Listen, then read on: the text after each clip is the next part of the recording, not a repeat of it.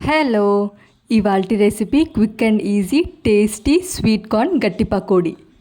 గట్టి పకోడీ మనం జనరల్గా ఆనియన్స్తోనే వేస్తాము, కానీ ఒక్కసారి ఇలా స్వీట్ కార్న్తో ట్రై చేయండి. చాలా చాలా టేస్టీగా ఉంటుంది. మాన్సూన్ సీజన్ వచ్చేసింది, అలాగే స్వీట్ కార్న్ సీజన్ కూడా వచ్చేసింది కదా. సో ఈ రెండింటి కాంబినేషన్లో మనం ఒక్కసారి స్వీట్ కార్న్ పకోడీ ట్రై చేయండి. సాయంత్రం అలా వేడివేడిగా ఈ పకోడీ తింటుంటే ఎంత బాగుంటుందో. బయట నుండి క్రంచీగా, లోపల సాఫ్ట్గా, చాలా టేస్టీగా ఉండడం వల్ల పిల్లలు కూడా ఇష్టంగా తింటారు. సో ఈ రెసిపీ చూసేద్దాం. ఈ రెసిపీ కోసం నేను 2 స్వీట్ కార్న్ తీసుకుంటున్నాను. ఇప్పుడు ఈ స్వీట్ కార్న్ని నైఫ్తో కట్ చేసుకోవాలి.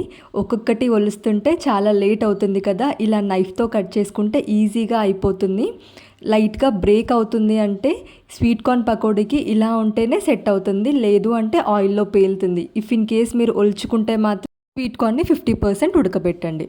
ఇలా కట్ చేసుకున్న స్వీట్ కార్న్ నాకు కరెక్ట్గా 1 కప్పు వచ్చినాయి. నేను అన్ని కప్పు మెజర్మెంట్స్లోనే చూపిస్తున్నాను.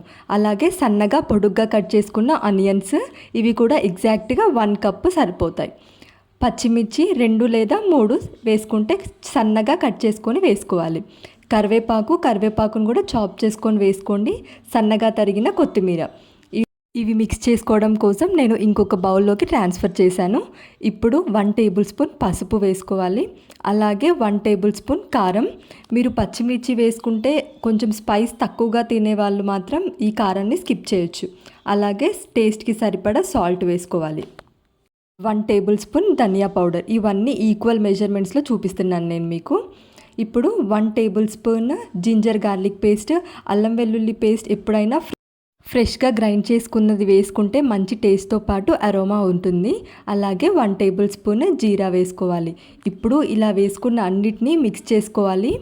ఆనియన్స్ అనేవి గట్టిగా కలుపుకోవాలి, ఎందుకంటే అందులో ఉన్న వాటర్తోనే మనము ఈ మిక్చర్ని మొత్తం మిక్స్ చేసుకోవాలి. దీన్నే స్వీట్ కార్న్ గట్టి పకోడా అంటారు. ఇందులో ఎటువంటి వాటర్ కూడా వేయకుండా ఆనియన్స్లో ఉన్న వాటర్తోనే ఈ పకోడీ చేస్తాం.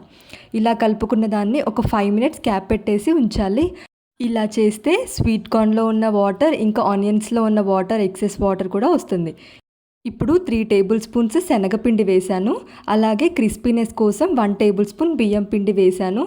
లేదు మీరు మైదా కానీ కార్న్ఫ్లవర్ కానీ ఏదైనా యూస్ చేయొచ్చు క్రిస్పీనెస్ కోసం. రైస్ ఫ్లోర్ నేను యూస్ చేశాను. ఇప్పుడు ఈ మిక్చర్ మొత్తం మనము వాటర్ ఏమి యాడ్ చేయకుండా ఈ ఆనియన్స్లో వచ్చే వాటర్తోనే మిక్స్ చేసుకోవాలి. నేను తీసుకున్న మెజర్మెంట్స్కి నాకు ఇంకా వాటర్ లాగా అనిపిస్తే 1 టేబుల్ స్పూన్ శనగపిండి, 1 టేబుల్ స్పూన్ రైస్ ఫ్లోర్ కూడా యాడ్ చేసి మళ్ళీ కలుపుకుంటున్నాను. ఇప్పుడు మనం ఏ కన్సిస్టెన్సీలో రావాలి అంటే నేను ఇక్కడ చూపిస్తున్నాను కదా, చేయితో వడ షేప్లో చేసుకుంటే ఇలా వడ చేసే షేప్స్లో వస్తే ఎగ్జాక్ట్ పర్ఫెక్ట్ కన్సిస్టెన్సీలో వచ్చినట్టు. ఇప్పుడు మనం పకోడీ చేసుకోవడం కోసం ఆయిల్ని హీట్ చేసుకుందాము. ఆయిల్ బాగా హీట్ అయిన తర్వాతనే మనము పకోడీస్ అనేది చేసుకోవాలి. ఆయిల్ వేడిగా అయిన తర్వాత మీడియం ఫ్లేమ్లో అడ్జస్ట్ చేసుకొని ఇప్పుడు మనము పకోడీస్ లాగా కానీ వడ షేప్స్లో కానీ వేసుకొని లో ఫ్లేమ్లో ఫ్రై చేసుకోవాలి. ఇలా లో ఫ్లేమ్లో ఫ్రై చేసుకుంటే బయట క్రంచీగా, లోపల సాఫ్ట్గా కలుపుతూ ఫ్రై చేసుకోవాలి. అంతే. ఎప్పుడైనా స్నాక్స్ తినాలి అనిపిస్తే ఇలా ఈజీగా 10 మినిట్స్లో చేసుకొని క్రిస్పీ కార్న్ పకోడా ట్రై చేయండి. టొమాటో కెచప్తో కానీ, లేదు అంటే డైరెక్ట్గా ఎలా తిన్నా చాలా టేస్టీగా ఉంటాయి. ఈ కరకరలాడే కార్న్ పకోడా కనుక మీకు నచ్చితే వీడియోని లైక్ చేయండి. మరిన్ని ఇంట్రెస్టింగ్ రెసిపీస్ కోసం ఛానల్ని సబ్స్క్రైబ్ చేయండి. Thank you for watching.